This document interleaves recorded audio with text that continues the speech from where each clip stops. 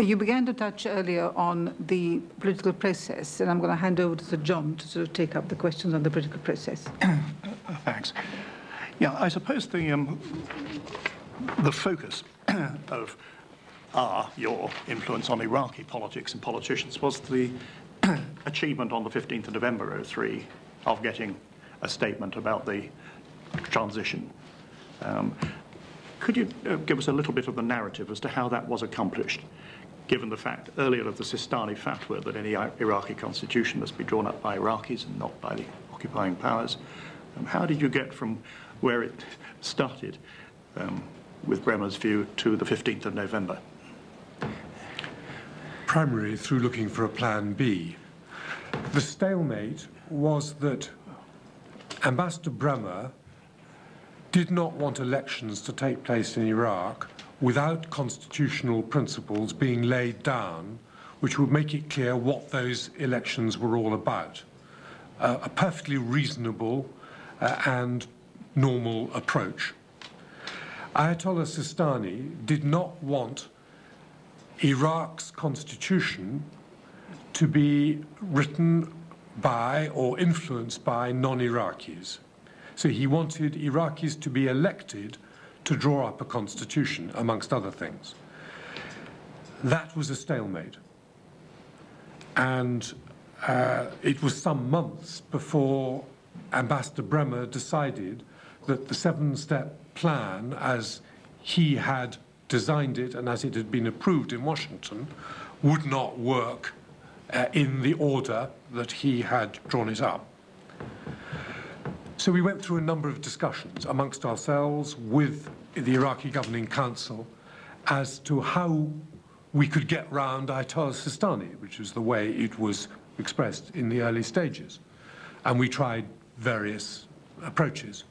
When it was clear that Ayatollah Sistani would not back down, and particularly the Shia members, the religious Shia members of the Governing Council, would not do anything but support Sistani, we had to find another route round it.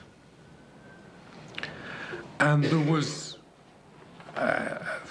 a quite well-known meeting in the history of this amongst those who were participating, when I eventually stopped listening to the toing and froing between Ambassador Bremer and the Iraqi Governing Council and interjected that when there was a chicken and egg problem, one of the ways to get through it is to design a double circuit of the track, 2 chickens, 2 eggs, it became known as, with some humor and disbelief on the American side, to try and explain that if you have A, B, then it's a matter of subjective choice as to whether the B comes before the A or not. And indeed, that's actually, in the end, what happened, in that we designed a process of drawing up some preliminary constitutional principles through an administrative law, leading to a first round of elections, after which there would be the writing of a proper constitution by elected officials, leading to a second round of elections under that constitution. And that was the heart of the 15 November agreement. Was the only means of communicating with Ayatollah Sistani through the religious Shia members on the IGC, or were there more direct links, or indirect links, other than through them, available to yourself? There was no way I was going to succeed in getting a private conversation with Ayatollah Sistani, who refused even to see the administrator. The channel of communication was either through the Shia members of the Governing Council, or through the written word, because Ambassador Bremer did, on rare occasions, write to Ayatollah Sistani and got a message back through his own acolytes, or through other third parties. Later in the process, when Ambassador Brahimi of the UN became part of the action, he had an advisor, a Lebanese advisor, Hassan Salama, who himself went down to see Ayatollah Sistani and became a conduit. Ambassador Bremer also had one other Arab advisor who was a conduit to Sistani. As a matter of interest, and I don't know the answer to this, when with Brahimi's arrival, the Ayatollah would not see him either. Yes, the Ayatollah did see He did, Brahimi. right. Yeah. It was a very deliberate move of the Ayatollah not to deal with the occupying authority. Yeah. Yeah, thank you. There was not only the need to get around the fatwa in the Shia interest, but you had many sets of interests within the IGC, basic ones, Sunni, Kurd, Shia. But how much of your time and energy had to go into trying to understand and then manage those relationships within the council itself in order to arrive at the conclusion of 15th November? Well, I understood my primary task in practice as being to help make the political process work. That without that, there was no structure for anything else we did, and without that, we would not get out of Iraq. And so I got to know all members of the governing council, and with the most senior ones, their immediate advisors and deputies. I would have my own separate conversations with them. I would always attend meetings of the governing council and the administrator. I occasionally chaired meetings of the governing council when the administrator was absent, and dealt with the whole political substance of what we were talking about in those ways.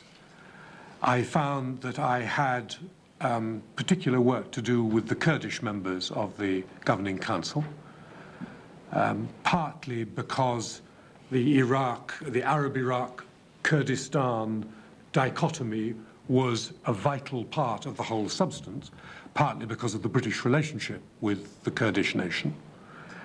But I also did work with the senior members of the governing council, particularly on the Shia side, who wanted another channel of political discussion than the administrator, which was viewed with some distaste, I think, by some members of the American members of the CPA and by the administrator. But I was there with an independent remit, and I had my government's authority to do that, and they couldn't prevent me from doing it. It's in fact a function of your not having become a deputy. Yes. Isn't it? That I couldn't be told. No, I think if I'd been a deputy, I would still have participated. But those conversations helped to ease the members of the governing council round Bremer's problems, and was, in my view, loyal to the overall mission of the administrator, and helped him achieve both the 15 November agreement and later the transitional administrative law.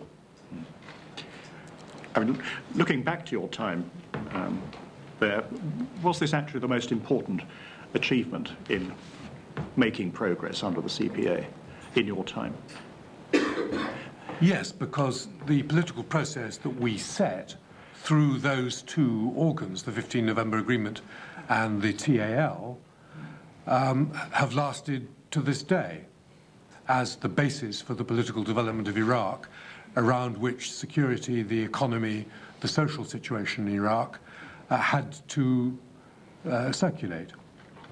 I regard that as a success for the CPA under Ambassador Bremer. It was his achievement. And I should comment here, I think, that through his year as administrator, Ambassador Bremer increasingly came to understand what was necessary to develop the process of returning Iraq to its own sovereignty and to its own people in a way which Washington did not always understand. To the degree, I think Bremer found the more he understood that decisions had to be taken in Iraq on the basis of what would work on the ground, the more distance was created between him and Washington. It's a nod, I think. Thank you.